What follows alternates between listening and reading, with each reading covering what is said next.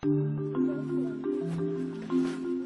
a scrapyard in the Ghanaian capital Accra, workers burn electronic cables to extract precious metals.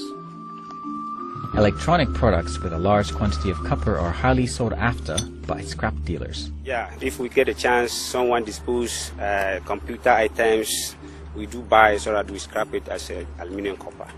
We burn it to the copper inside.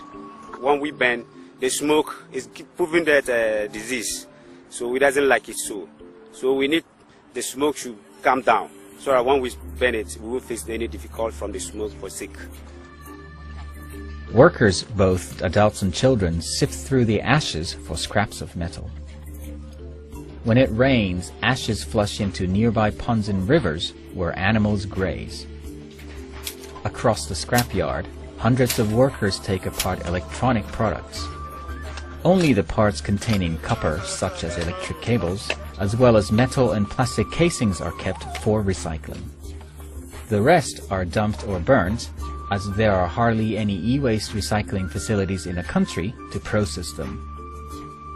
A specialist team from Greenpeace visited the area to study the impact of e-waste on the workers' health and the environment. Greenpeace scientist Kevin Brigden says the toxic content of electronics could have dire consequences on those who are repeatedly exposed to them. Heavy metals present in some devices, such as lead, cadmium and mercury, are highly toxic, even at low doses. They can have effects on the nervous system, on the kidneys and other organs.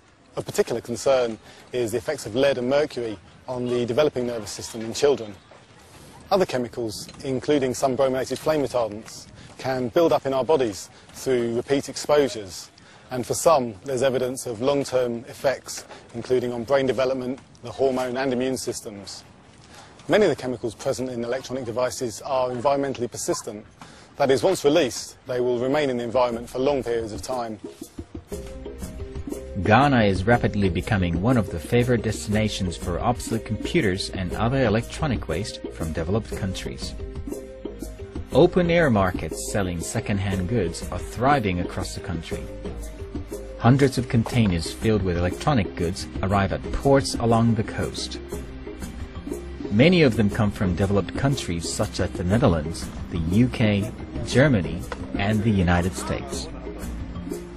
Local experts say much of the electronic products arriving in West Africa are declared as second-hand goods. But in reality, the majority of them are e-waste. The bulk of the computers that are shipped here, the old, obsolete, second-hand computers are broken. They just don't work. So why would anybody want to give us computers that don't work? It is dumping and nothing more. A large part of second-hand electronic goods come from Europe and the United States. Old CRT monitors are discarded as many prefer stylish flat-screen TVs. At dump sites, names of institutions such as United States Environmental Protection Agency and other institutions from countries like Norway, Denmark, and the Netherlands are found on discarded cases. The monitors of well-known global brands litter the area. People in the developed countries bring them here ostensibly to bridge the digital gap, but in actual fact they are creating a digital dump. We don't need all these obsolete computers because of the health and environmental implications. Local authorities worry that e-waste dumping could become a major problem because there are no laws to regulate e-waste trade and recycling in Ghana. We can't predict for now, but for years to come it could be a problem because gradually computers are creeping into our backyard. Other electronic gadgets that are home used are all coming in, and let me say the future could be bleak if care is not taken to come up with control measures. Today, dumping of hazardous waste from developed countries to developing nations is prohibited under the Basel Convention. EU law also prohibits the export of e-waste to non-OECD countries like Ghana.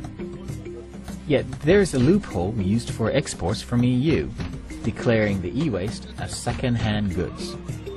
Environmental campaigners say laws alone cannot stop the growing e-waste trade in West Africa. Electronics producers should take responsibility by banning toxic chemicals from their products, and they should take back their products and recycle them in a proper way when they become waste. Only then can they prevent their products from ending up in developing countries like Ghana, where they pollute the environment and harm people's health. Young workers played football after a long day at the scrapyard. Most of them come from poorer areas in the northern part of Ghana, as well as neighboring countries. They are the ones who suffer the most from repeatedly being exposed to toxic chemicals. They do not have any idea how toxic chemicals affect their health in a long term. We do not have the facilities to recycle them. They are killing our people because they contain very heavy toxic metals that are not desirable for our health and also the environment. They are fouling the environment for generations and generations to come. There is no way that we can deal with these problems.